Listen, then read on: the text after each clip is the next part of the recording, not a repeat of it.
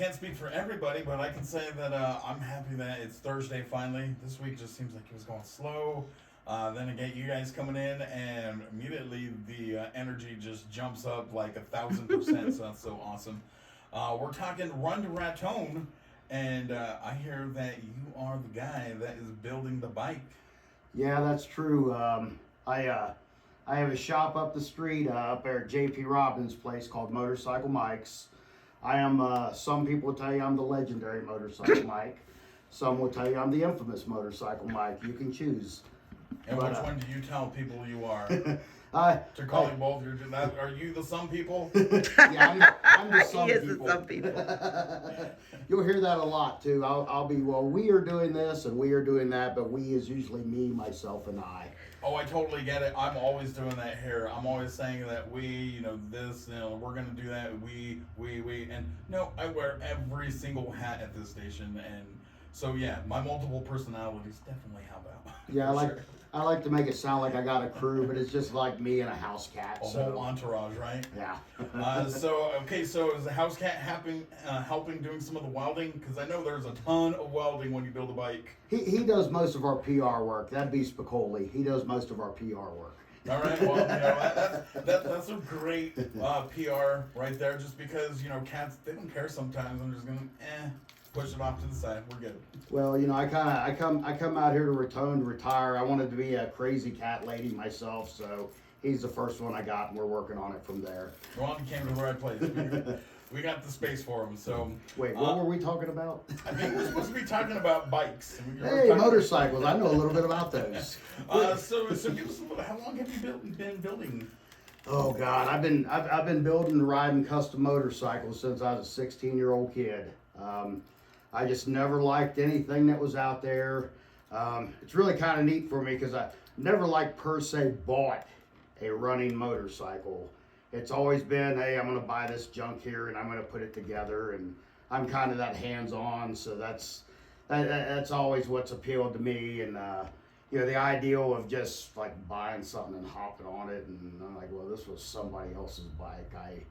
I would rather just I would just rather start from the beginning, ground up, build it myself, make it exactly what I want. Yeah, I mean, if you're the one that is building the bikes, isn't it kind of like playing with Legos then? Because you're always changing out parts, putting on something new onto the bike that you like, making it your preference then? Oh, I'm bad about that. I mean, my bike, Monday it'll look one way, and then Friday it's completely different. That's awesome. I mean, go with the little chopper and then go with 8 hangers the next day. Oh, I love the 8 hangers now.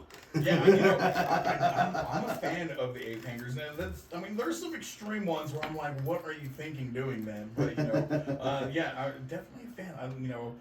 The old school choppers definitely like those that look too. Yeah.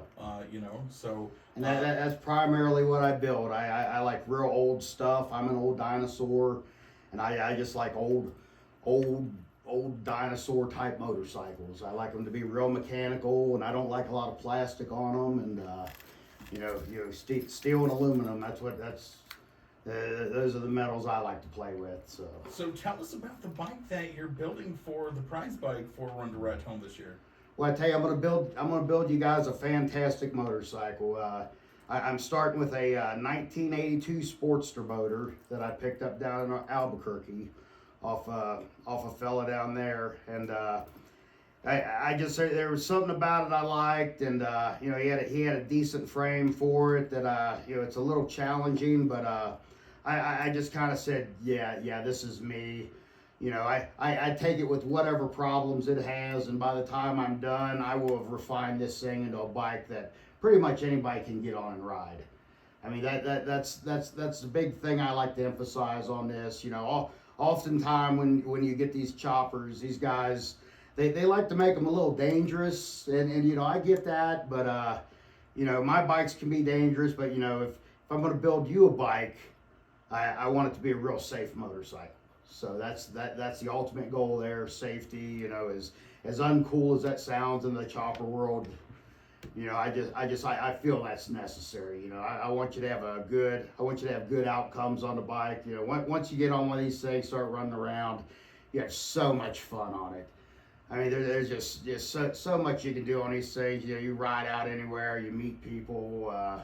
You know, the motorcycle crowd, always loved those guys. What is your longest ride? Like, how long? Like, what is your longest trip that you've been on I rode to Maine one time from Kentucky. I'm originally from Kentucky, and about 1,000 miles. I did that on a rigid frame Harley Davidson generator shovel head with 21-inch ape hangers.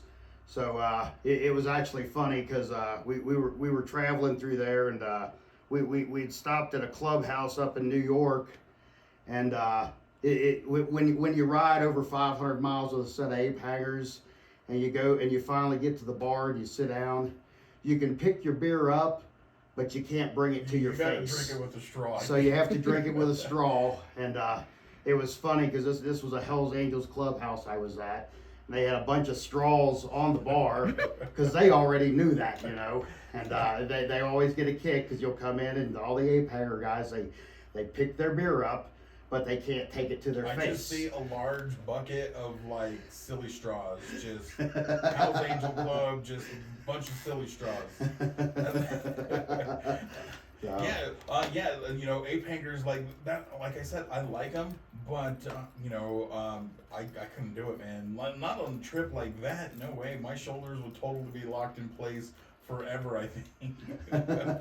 well, I continue to ride them because years ago I had a motorcycle wreck. I tried to drive through a Dodge Neon about 45 miles an hour, and I had ape hangers in, and I had dislocated a shoulder. And I had a doctor tell me, you're never going to ride motorcycles again, and you need about $30,000 for a surgery. And I was like, well, I'm not having that. I got another motorcycle to build, and I got to get back on the road. So it's like the same mentality with all bikers, though. I mean, not just like you, and not just like racers, but like, I mean, look at Evel Knievel. How many times they tell him, you're never riding a bike again? And he's like, watch this. We're going to go for a record on Broken Bones. You know, so, yeah, so are we going to be able to get a sneak peek at the bike, or do we have some? We've just started doing Run to Raton TV on YouTube. So if people want to go there, they can check stuff out there.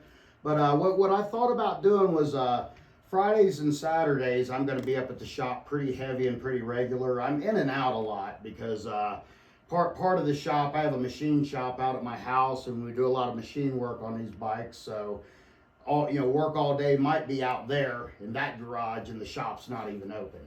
So are you doing complete build with paint and all?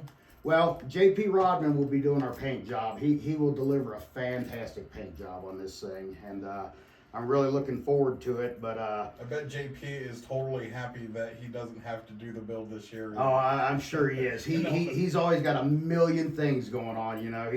He's always busting his butt doing something. And if he's listening this morning, JP, I expect the paint job to be like extreme this year, because you're always talking, man, if I didn't have to do the build, all I had to do was focus on the paint.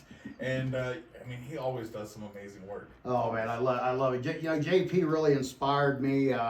You know, I bumped into JP the first time I came out here to New Mexico, and I had already retired out of the motorcycle business. Motorcycle Mike's was a shop in Kentucky for about a decade, and I retired out, and I moved out here to do nothing for a living, you know. But I'm one of these busybodies. I always joke, you know, I retired at 50, and now work is just a hobby for me.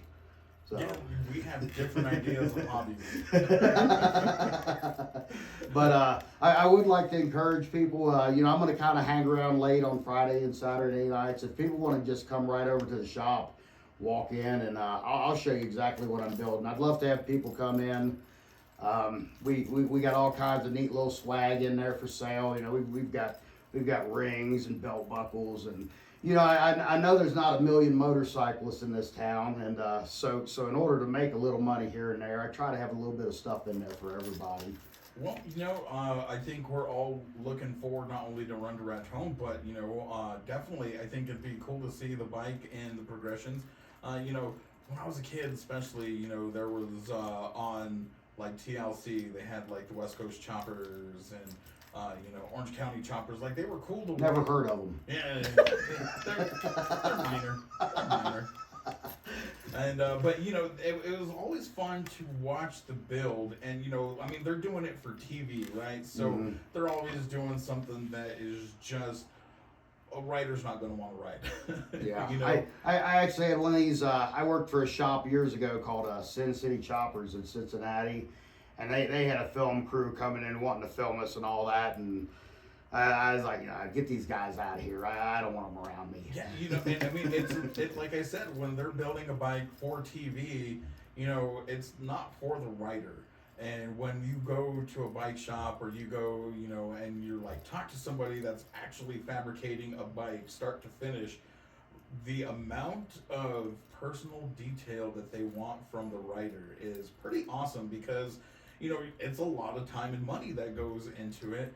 And, what comes out is always something that, the writer might have had something in mind, but the builder puts that art into it. And so, that's, especially, being the builder and being a writer yourself, like you understand that 1,500-mile trip that, it's going to take, what toll it's going to take on your body doing that, and I think that's something that a lot of us, don't really think about when people go on those long rides.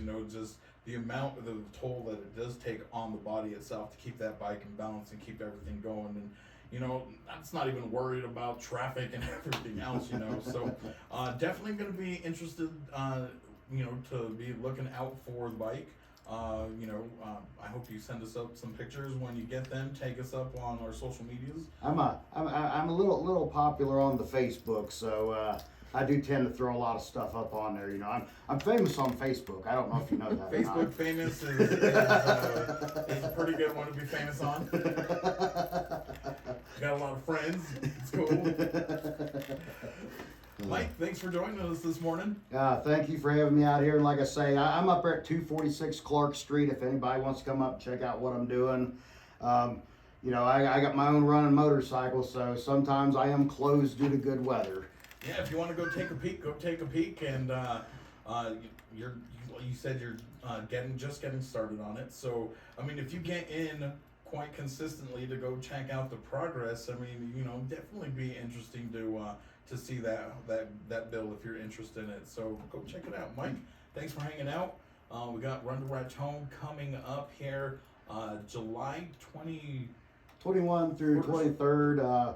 We're working on the tickets now. There's no reason people can't start buying tickets. We'll get that all together. I've just been kind of focused on the build part. That's what I like to be. I like to just be the grunt doing the work, so. Yeah, there's so much other stuff I got to be figuring out and all that, so bear with me, I will start collecting your money soon. All right, and once we get that word, then it'll be time to start getting those tickets, and we'll pass that along to all of you. Right now, we are going to take a quick pause, and then we'll get right back into the music. Mike, thanks for hanging out this morning. Hey, thanks for having me.